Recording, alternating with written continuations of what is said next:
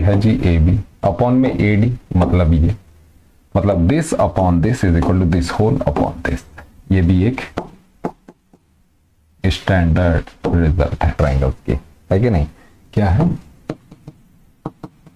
Similar triangles में BPT इसे कहते हैं, बेसिक प्रोपोर्शनलिटी थ्योरम, और इसका प्रूफ अक्सर बेटे स्टैंडर्ड, ये मतलब बेसिक है ना, और इसका जो रिजल्ट है, वो क्वेश्चंस को सॉल्व करने के काम आता है। तो इस चीज को दिमाग में बैठा लीजिए, ध्यान से समझना, बेसिक से आपको बता रहा हूं क्या है इस थ्योरम को पहली बार में तरीके से प्रूफ करने का तरीका। क्लियर है? चलिए, तो क्या बोला जा रहा है? This is basic proportionality theorem और थेल्स थ्योरम, दोनों ही इसके नाम है। कुछ बच्चे कहते हैं सर थेल्स थ्योरम क्या है, कुछ पूछते हैं बीपीटी क्या है, तो दोनों सेम ही चीज है। और ये लाइन और ये थ्योरम कहती क्या है, इसको जरा ध्यान से समझ लीजिए। क्या बोला गया? If a line is drawn parallel to one side of a triangle intersecting the other two sides. क्या बोला गया? एक ट्राइंगल है कि नहीं? ट्राइंगल कुछ इस तरीके का, ठीक है जी, this is your triangle, name कर दीजिए इसको ए बी और सी में, ठीक है।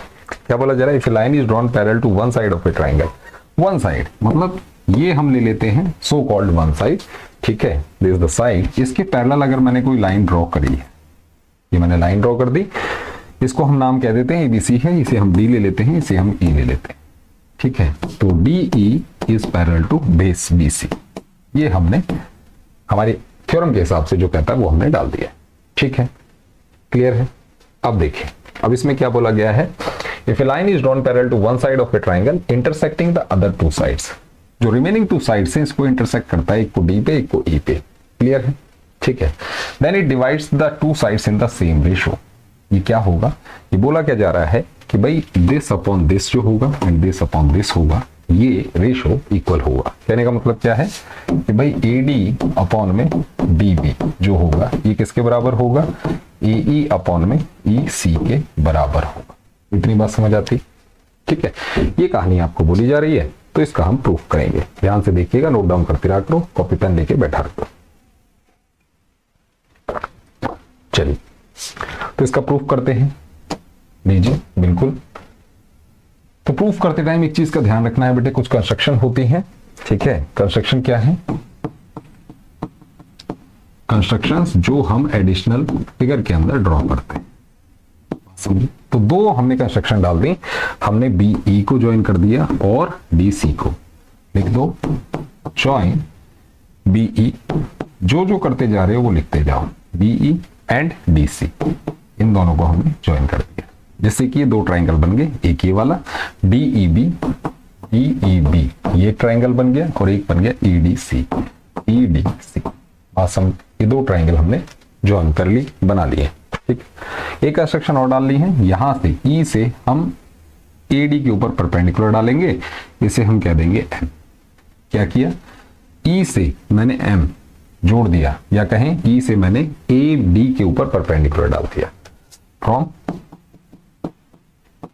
ई ऑन ए डी, कौन सा परपेंडिकुलर है?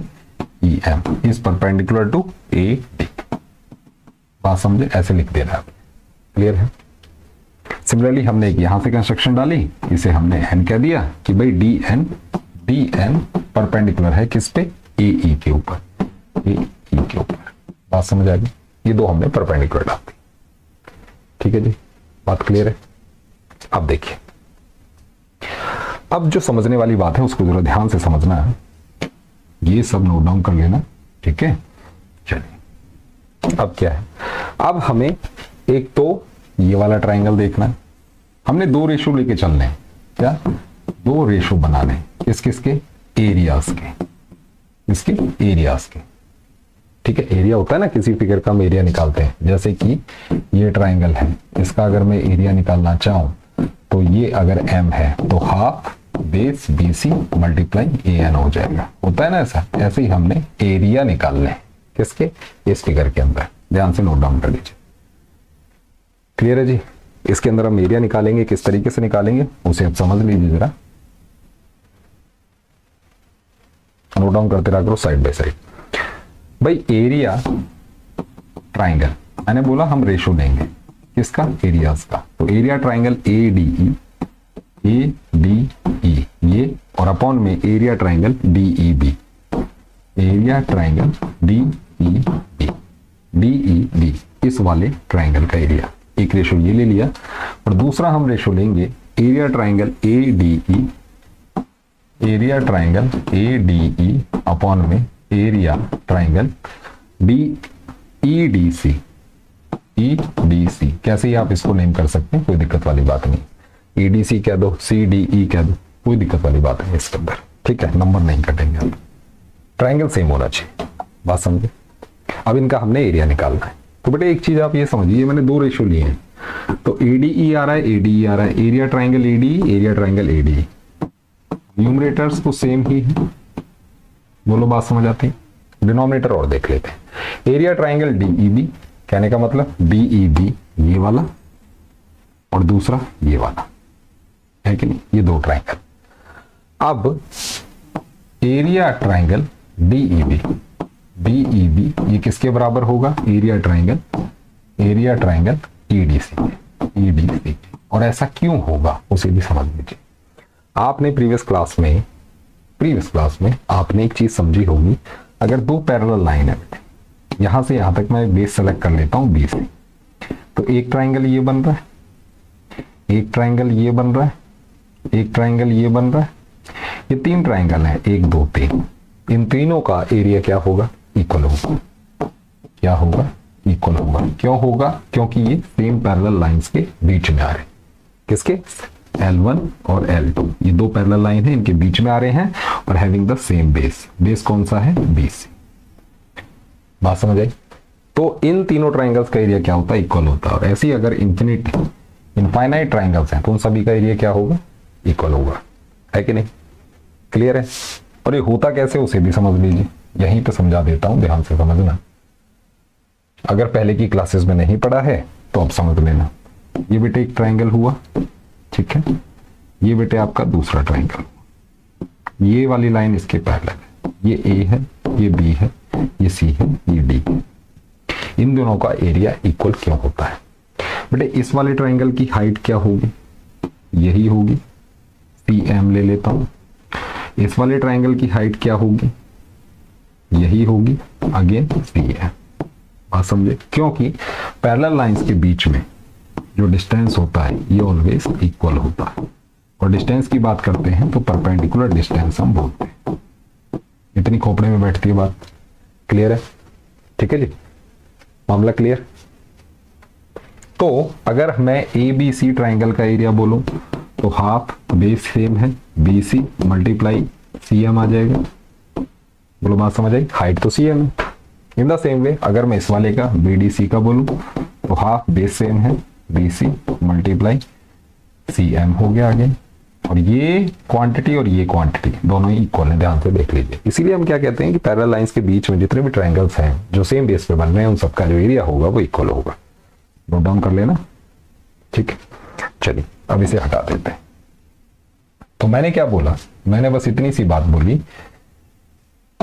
कि इसका एरिया इसके बराबर होगा। ये दोनों आपस में बराबर हैं, ये दोनों, तो ये दोनों रेशो 1 और रेशो 2 ये क्या होंगे, इक्वल होंगे जी, होंगे कि नहीं, ठीक है जी। ये दोनों क्या होंगे, इक्वल, ठीक है। अगर ये इक्वल होंगे तो एरिया ट्राइंगल ADE में क्या लूं, ADE का एरिया में क्या ले सकता हूं, ये ट्राइंगल है, एक बार मैं बेस ये ले लूं AD, तो हाफ AD ये हो गया और कॉरस्पॉन्डिंग हाइट EM हो। तो बात समझ आई, क्लियर है। ये मैंने इसका एरिया लिखा है, ठीक है, अपॉन में एरिया ट्राइंगल DEB क्या है, DEB ये है, तो ये क्या हो जाएगा, बेस में इसको ले रहा हूं BD, ठीक है, मल्टीप्लाई इस ट्राइंगल के अंदर ये ट्राइंगल कुछ इस तरीके का बन रहा है, सॉरी ये ट्राइंगल कुछ इस तरीके का बन रहा है कि नहीं। तो इसकी हाइट क्या होगी, इसको मैं प्रोड्यूस करूं तो ये वाली हाइट होगी, इसकी हाइट ये वाली कहलाएगी। इन द सेम वे इस वाले ट्राइंगल के अंदर हाइट क्या होगी, ये वाली, क्या लिख दूं, EM, इक्वल क्या, इक्वल। और अब मूव करते हैं ट्राइंगल इसके ऊपर। ये रेशो समझ आया, इस पूरे रेशो को मैंने ऐसे लिख दिया, बात बैठ गई दिमाग, ठीक है। अब देखिए ADE फिर से आ रहा है, ADE का एरिया निकालना है, ADE इसका, बीस में इसको ले लूं AE, तो हाफ ए ई हो गया, मल्टीप्लाई में कॉरस्पॉन्डिंग हाइट क्या हुई, एन डी हुई कि नहीं। कॉरस्पॉन्डिंग हाइट ऑलवेज हम लेके चलते हैं, एन डी या डी एन बोल दो, कोई दिक्कत नहीं, ठीक है। अपॉन में ईडीसी, ईडीसी कौन सा है, ईडीसी ये वाला ट्रायंगल, ठीक है। इसके अंदर बेस मैंने किसको ले लिया, ईसी को ले लिया, ईसी, और कॉरस्पॉन्डिंग हाइट क्या होगी इस वाले ट्रायंगल के लिए, हाइट क्या होगी ये वाली, बात समझ आई, डी एन यहां पे लिख दो, ठीक है। इतनी बात समझ आती है, अगर इतनी बात समझ आ गई तो बेटे थ्योरम आपको समझ आ गई, ये चीज दिमाग में बैठा लेना बस। अब इसी के अंदर सारा खेल होना है। देखिए क्या है वो खेल, ये देखो बेटे, ईएम से तो ईएम कट गया, हाफ से हाफ कट गया, क्या आया, एडी अपॉन में बीडी आया, ठीक है। इन द सेम वे हाफ से हाफ कैंसिल हो गया, एनडी से एनडी कट गया, एई, बोलो खोपड़ी में बैठी इतनी बात। तो ये क्या कहता है, एडी दिस अपॉन में डीबी, ठीक है, इज एई अपॉन में ईसी, ईसी यही है वो रिजल्ट जो प्रूफ करवाया था, लिख देना हैंस। क्लियर है, बात समझे, याद रहेगा, ठीक है जी। तो ये है कहानी इस प्रूफ की, नोट डाउन कर लीजिए और देखिए।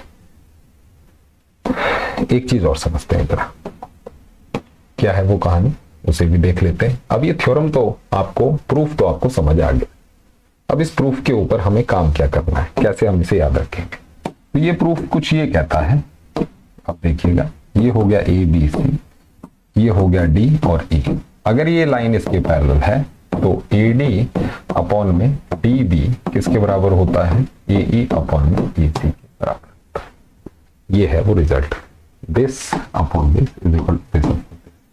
अब मैं क्या करूं, दोनों तरफ अगर मैं +1 कर दूं, कहने का मतलब ए डी अपॉन में डी बी +1 कर दिया और ए ई अपॉन में ई सी +1 कर दिया, ठीक है। नोट डाउन करते रहना साइड बाय साइड, रिजल्ट्स आते कहां से, तो ए डी प्लस में डी बी अपॉन में डी बी आ गया और ए ई प्लस में ई सी अपॉन में ई सी आ गया। ए डी डी बी क्या बन गया, ए बी बन गया, अपॉन में डी बी आ गया, ए ई ई सी क्या बन गया, ए सी अपॉन में। कहने का मतलब ये दोनों भी बराबर होंगे, तो क्या मतलब हुआ, ए बी मतलब ये पूरा अपॉन में डी बी ये वाला, ए सी मतलब ये पूरा अपॉन में ई सी कितना ये वाला, इन दोनों का रेशो भी इक्वल होता है।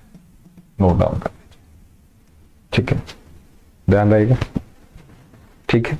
तो मैंने क्या बोला, पहला रिजल्ट तो ये था this upon this, A D upon में D B is equal to A E upon में ई सी होगा, फिर ये पूरा ले लो तो ए बी अपॉन में बी डी ये किसके बराबर होगा, ए सी अपॉन में ई सी के। ये दो रिजल्ट है, याद रहेंगे। एक रिजल्ट और है उसे भी ध्यान करते हैं, नोट डाउन कर लीजिए, ठीक है। अब देखिए एक रिजल्ट और है, वो रिजल्ट क्या है,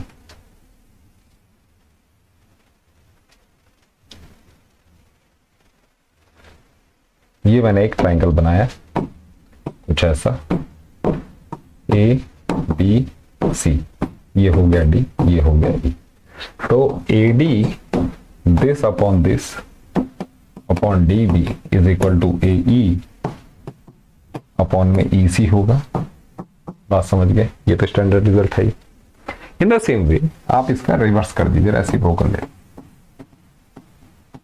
रेसिप्रोकल जब आप इसका लेंगे रिवर्स हो जाएगा, डी बी अपॉन में ए डी आ जाएगा और ये ई सी अपॉन में ए ई आ जाएगा, +1 कर देना बोथ द साइड। कोई भी क्वांटिटी हम बोथ साइड इक्वल टू के बोथ साइड ऐड कर सकते हैं, ये चीज दिमाग में बैठा लीजिए, ठीक है, बात समझ।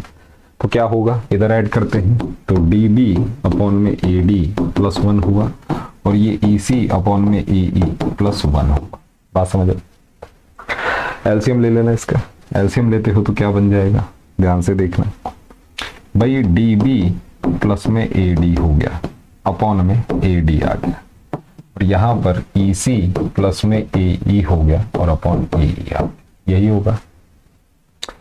बी डी और ए डी, डी कॉमन है मतलब ए बी अपॉन में ए डी हो गया।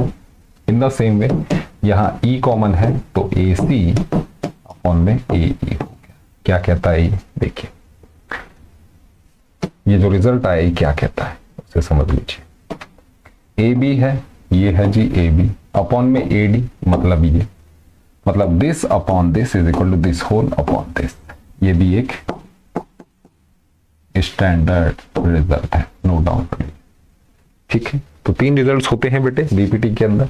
ठीक है, बेसिक प्रोपोर्शनलिटी थ्योरम या थेल्स थ्योरम के अंदर 2 रिजल्ट्स हैं। ये 2 नहीं 3 रिजल्ट्स हैं, तीनों रिजल्ट्स याद होने चाहिए। एक रिजल्ट याद रख लो, बाकी 2 आप निकाल सकते हैं, याद रहेंगे। क्लियर है? तो ये तो थी बेटे बीपीटी। ठीक है, अब इसकी कन्वर्स की बात। कन्वर्स क्या कहता है? ये कन्वर्स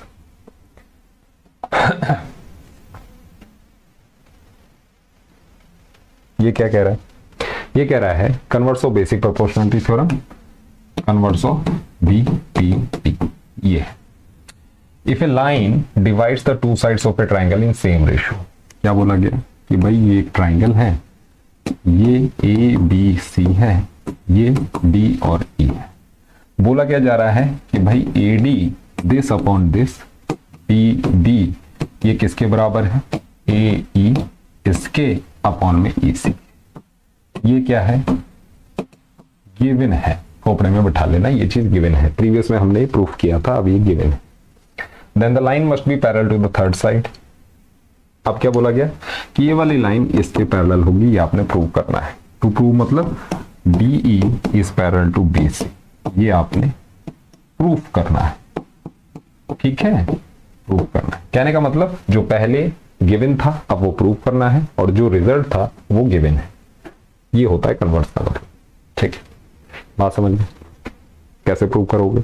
इसके अंदर एक मेथड यूज लगाते हैं बेटे, कॉन्ट्राडिक्शन। कॉन्ट्राडिक्शन, कॉन्ट्राडिक्शन क्या है जरा ध्यान से समझना। एक हम छोटी सी कंस्ट्रक्शन करेंगे, कंस्ट्रक्शन करेंगे मतलब कुछ ड्रॉ करेंगे, और वो ड्रॉ किया है, मान लेते हैं D E is D E, ये जो है ये पैरेलल नहीं है किसके? B C. ठीक है, मान लिया हमने ये पैरेलल है। तो क्या पैरेलल है? हम बोल देते हैं कि भाई ये ई डैश पैरेलल क्या है? डी, इसे हटाओ,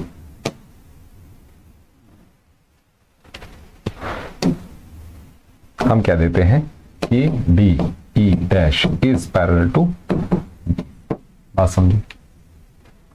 अब हमने जब ये कह दिया कि ये इसके पैरेलल है, तो यहीं से बेटे हमारा प्रूफ शुरू हो जाता है। ठीक है, वो क्या है? अगर ये पैरेलल है तो A D upon D B, A D upon में डी बी, ये किसके बराबर होना चाहिए? A E dash, A E dash upon में ई डैश। ठीक है, बात समझ? क्यों? बेसिक प्रोपोर्शनलिटी थ्योरम से हम कह सकते हैं इसको। बात समझ आ गई? बट हमें गिवन क्या है? ये है कि भाई A D upon D B ये किसके बराबर है? ए ई अपॉन ई सी, ये इसके बराबर है। कहने का मतलब ये दोनों बराबर हैं तो ये दोनों भी बराबर होने चाहिए। कहने का मतलब क्या हुआ? ए ई डैश अपॉन में E dash C is equal to A E upon में ई सी, ये आपस में बराबर होने चाहिए। बात समझ आई? नोट डाउन कर लीजिए ध्यान से। ठीक, अब इतनी बात अगर आपको क्लियर है तो अब देखिए,